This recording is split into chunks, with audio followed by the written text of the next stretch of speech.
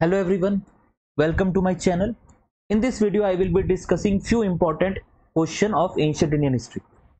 इस वीडियो में मैं वो क्वेश्चन डिस्कस करने वाला हूं जो बार बार रिपीटेडली पूछे जाते हैं अलग अलग एग्जाम्स में।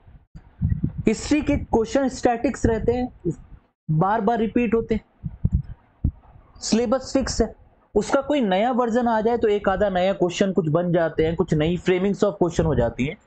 अदरवाइज टॉपिक और क्वेश्चन तो लगभग रिपीट होने ही होने हैं कुछ ना कुछ। ये सीरीज में जिसका ये पहला पार्ट है, ये वीडियो मैं ऐसे ही बहुत सारे क्वेश्चन डिस्कस करूंगा। हर एक वीडियो में 4 से 5 क्वेश्चन डिस्कस करूंगा। तो चलिए स्टार्ट करते हैं इस वीडियो को।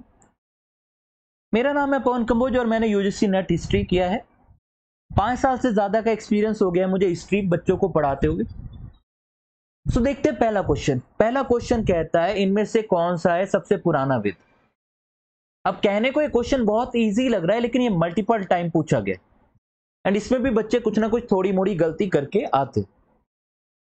तो इसका आंसर है ए ऋग्वेद। आप लोगों को पता है, हम सबको पता है, टोटल 4 वेद, ऋग्वेद, सामवेद, यजुर्वेद, अथर्ववेद, जो चारों आपके ऑप्शन है। सबसे पुराना ऋग्वेद, बाकी तीनों को माना जाता है कि ये तीनों लेटर वैदिक पीरियड में कंपोजिशन हुआ। एक रफ टाइम पीरियड जो दिया जाता है ऋग्वैदिक पीरियड के लिए वो दिया जाता है 1500 से 1000 BC, बिफोर क्राइस्ट या बिफोर कॉमन एरा भी आप कह सकते हैं।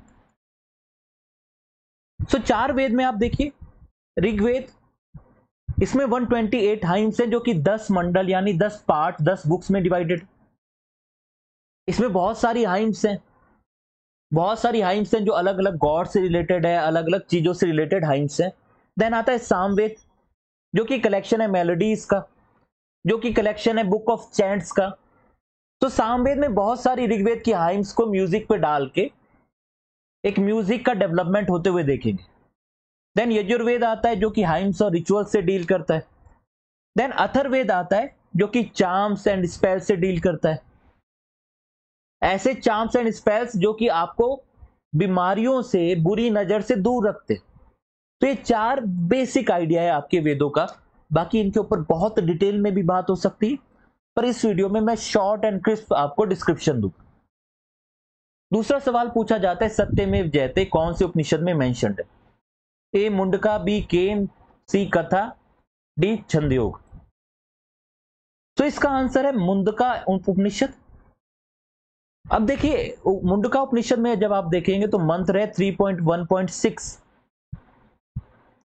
जो मंत्र है उसका नाम है सत्यमेव जयते नानत सत्येन पंथा वित्तो देव्यान ये ना क्रमतशो अयाप्त कामम्या यत् तत्य सत्य परम निधानम। ये आपको पढ़ने की जरूरत नहीं है, पर ये वो श्लोक है, वो मंत्र है जिसमें आपको देखने को मिलेगा मेंशन सत्यमेव जयते का, जिसका मतलब है कि सत्य की ही विजय होती है, असत्य की नहीं। सत्य के द्वारा ही देवों की यात्रा पथ विस्तीर्ण हुआ, जिसके द्वारा आप्त काम ऋषिगण वहां आरोहण करते हैं, जहां सत्य का परम धाम है। तो बेसिकली बात करें कि वो जगह जहां सत्य की बातें होती हैं, सत्य पे सारी चीजें चलती हैं, वहीं पे ऋषि मुनि, वहीं पे ज्ञानी लोग रहते हैं। और उसी के अराउंड ये पूरा श्लोक है, पूरा मंत्र है। और ये कहां से आता है? मुंडका उपनिषद। उपनिषद वो टेक्स्ट हैं जो कि डील करते हैं फिलॉसफी से। जब हम वैदिक लिटरेचर की बात करते हैं तो वैदिक लिटरेचर की बात करते हैं तो हर एक वेद के 4 पार्ट होते हैं। पहला संहितास होता है, देन ब्राह्मणास होता है, देन अरण्यकास होता है, एंड देन लास्ट में लास्ट पार्ट जिसको कहते हैं उपनिषद। उपनिषद क्योंकि लास्ट पार्ट होते हैं इसलिए इनको वेदांत भी बोला जाता है, वेदों का अंत। सत्यमेव जयते का मतलब है लिटरली ट्रूथ अलोन ट्रियम्फ्स, और ये मुंडका उपनिषद से लिया गया, जैसा मैंने ऑलरेडी बताया। ये नेशनल मोटो ऑफ इंडिया बना ऑन 26 जनवरी 1950, जिस दिन इंडिया रिपब्लिक बना। और आप लोगों ने देखा होगा नेशनल एम्बलम जो है हमारा, उसके ऊपर आपको लॉयन कैपिटल मिलेगा जो कि अशोक के सारनाथ के पिलर से लिया गया है। और उसके नीचे आपको यही लाइन लिखी हुई मिलेगी इन देवनागरी स्क्रिप्ट। ये सत्यमेव जयते आपको और भारत की सारी करेंसीज पे भी आपको देखने को मिलेगा। भारत के जितने नेशनल डॉक्यूमेंट्स होते हैं वहां पे भी ये देखने को मिलेगा। एंड ट्रस्ट मी, ये एक सवाल इतनी बार पूछा गया अलग अलग लेवल पे, अलग अलग एग्जाम्स में, तो आप एक्सपेक्ट कर सकते हैं कभी ना कभी ये दोबारा फिर से पूछा जाएगा।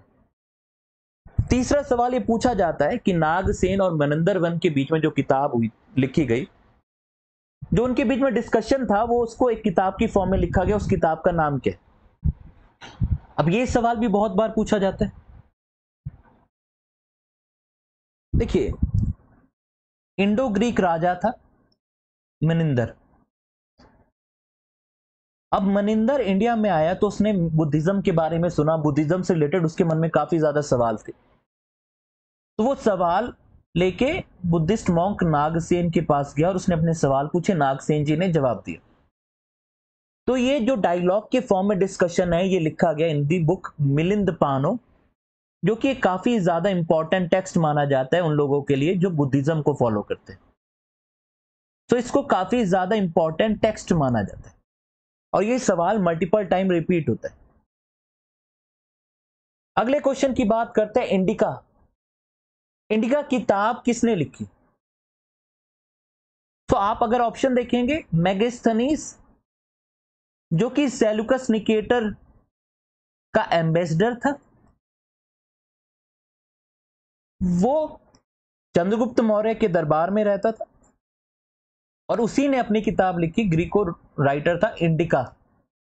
ये किताब का ज्यादातर वर्जन अब नहीं मिलता, पर इस किताब को कई और जगह कोट किया गया, वही वर्जन मिलता है और ये बहुत इंपॉर्टेंट सोर्स है इंडिया की अर्ली हिस्ट्री के बारे में, मौर्यन एम्पायर के बारे में, उसके अलावा उससे पहले की हिस्ट्री के बारे में काफी इंपॉर्टेंट सोर्स है।